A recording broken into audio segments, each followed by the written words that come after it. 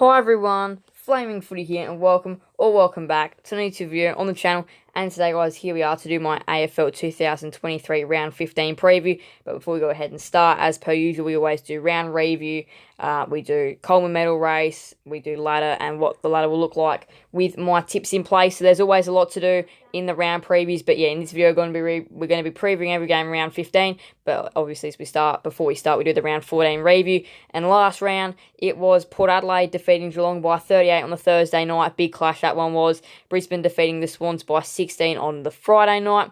First game Saturday was the Giants smashing the Dockers by 17, a result which nobody expected. And then the Tigers in an upset defeating St Kilda at the G by 20 points. Carlton absolutely smashing Gold Coast first game Sunday by 59.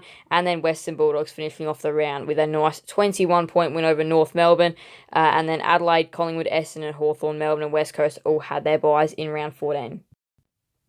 Time for the round 15 preview. On Thursday night, it is going to be Geelong and Melbourne at GMHBA. Now, one thing which I am going to go over now. Now, the Cats are in 10th spot on the ladder. D's are in 3rd.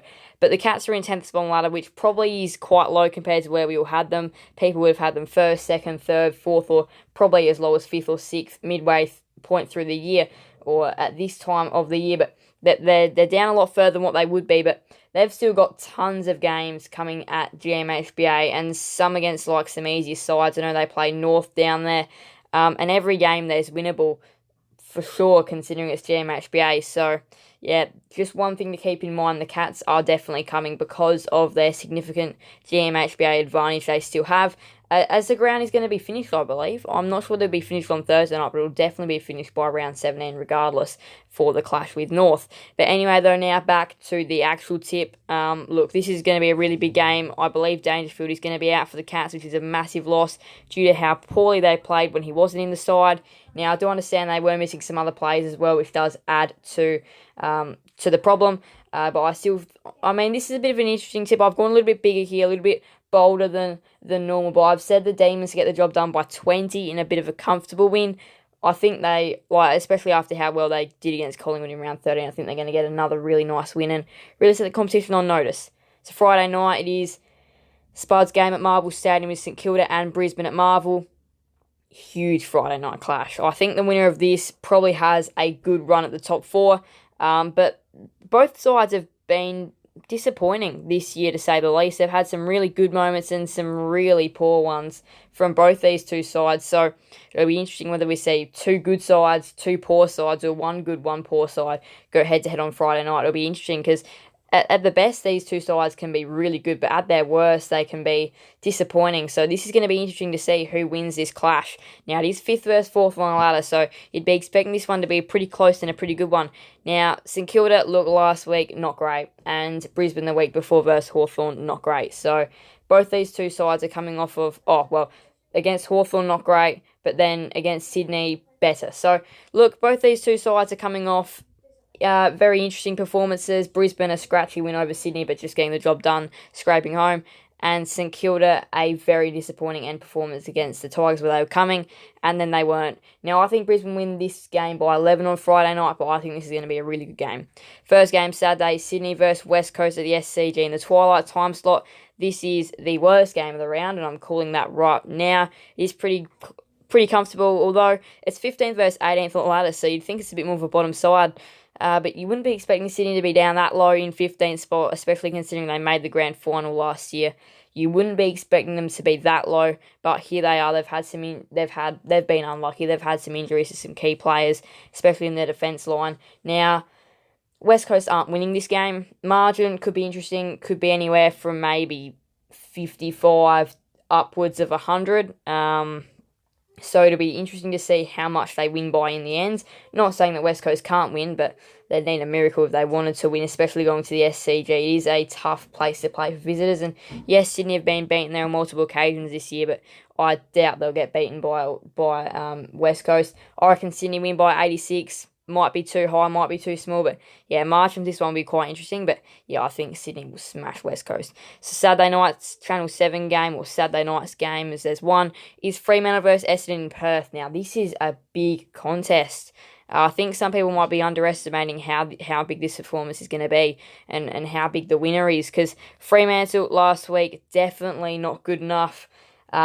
Scoring 36 for the game, going up in a 50-50 game where many people expect them to win, including myself.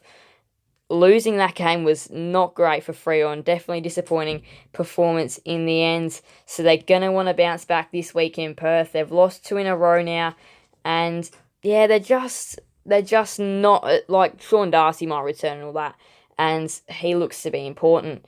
And for Essendon, well, look, I feel like they have to win this game. They've just kind of been just going under the radar the past couple of weeks. They've picked up not overly confident wins. I mean, that one against North was not overly confident. The one against Carlton was relatively strong, though, I thought. That third quarter was really nice. Going over to Perth is not an easy place to play. We all know that.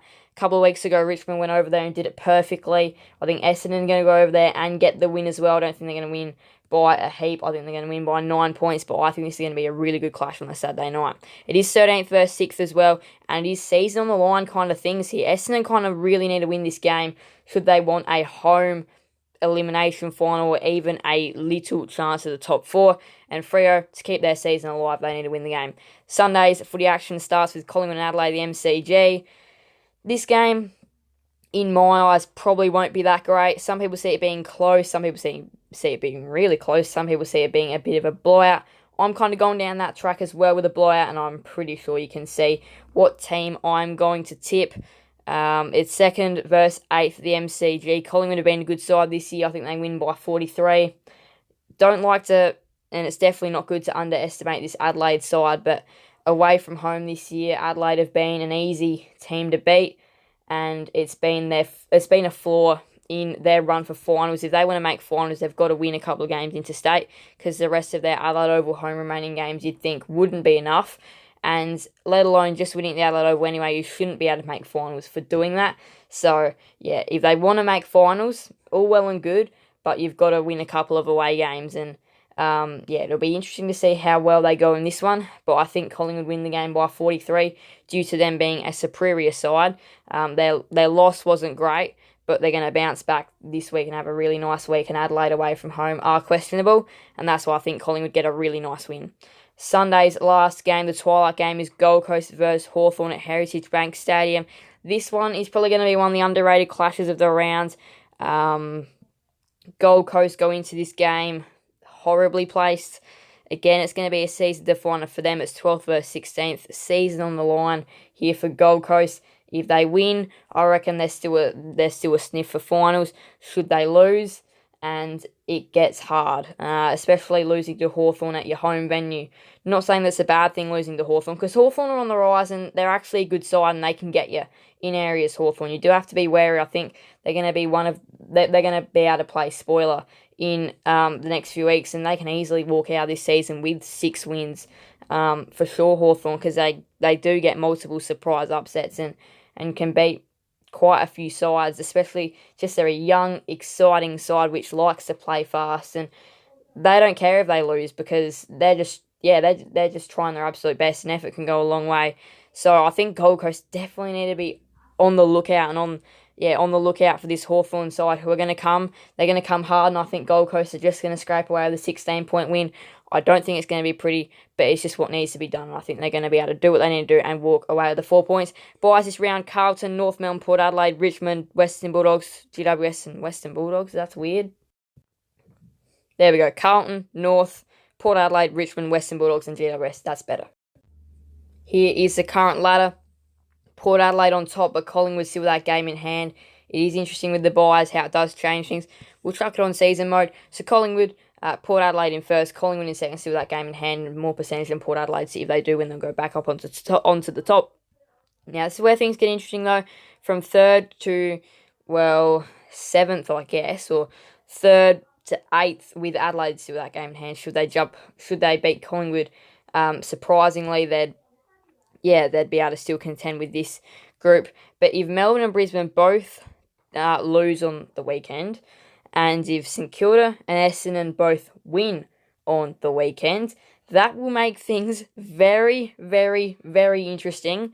in this area here. So that's why that Brisbane and St Kilda game is probably quite a big one in how this top four is going to shape up. So yeah, that's a really big one. Then that Essendon Freo game, Essendon can definitely get in touch with that top four. Now, keep in mind, Richmond have played an extra game here. There's still quite a fair few of these sides which haven't played the extra game. Geelong is one of them. Gold Coast and Fremantle, as well as Sydney, is another one who still arguably can jump and arguably enough can still make finals. It's still there in the slightest of manners, in my opinion. Got to win against West Coast. Got to win probably just about every remaining game from here. Got to win 8 and drop 2, which they're going to have a tough run. They've got some really good sides. They've got some sides they've got sides like Melbourne. They've still got Melbourne to come. They've still got Geelong to come. They've still got Essendon to come. The Dogs. The Crows, they've still got plenty of sides in that top 8, considering they were a side which made the grand final last year. So it is a harder run for them. So you think they don't make it, but if they want it, they're going to have to do everything perfectly. Sydney, and you think with all their personnel missing, it's impossible. Probably is, but a start is winning against West Coast on the weekend. Hawthorn, they won't make finals, but look, they can still walk away out of this season with 6, 7, upwards of 7 still is still a possibility for Hawthorn, because they've been around in the definitely past few weeks for sure.